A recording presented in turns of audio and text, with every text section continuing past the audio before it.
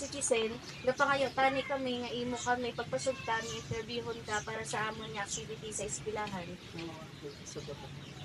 Mayong adlaw ma'am, ano imo ngalan? Rosalie Cortel, Pila imo nga edad? stage, Taga dili ko ma'am Rosalie. taga-mabili. Bilang isa ka senior citizen ma'am, ano ang mahambal mo sa subong nga teknolohiya halimbawa na lamang sa cellphone? Ka senior citizen ma'am, ano ang mahambal mo sa subong nga teknolohiya halimbawa na lamang sa cellphone? Marami na kaadikan sa tanan sa mga bata. Diri ayhan sa inyo barangay, pila ayhan ang edad sang pinakabata nga gausar sang cellphone? Mga duwa, kapatid.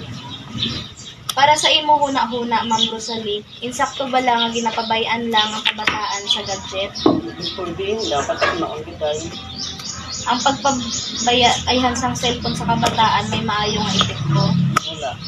Di nga ang mahambal mo nga wala. Kay ang obra, hindi na maobra cellphone na lang. Sino ayhan ang mas karapat-dapat nga magtapna sang amuning nga issue? Ang mga ginikanan. Bilang isa ka concerned citizen, ano ang gusto mo ipalabot o ihambal sa mga ginikanan na ginapabayaan ng kabataan sa pag-usar sang gadget? Kinahin kontrolong nila ito. Ang gagawin wala pa may natabo. Ano ka mga kumanuman ka ito. Gati si Gaston. Higit nagapasalamat sa imong kooperasyon para sa pag-interview sa imo. Wala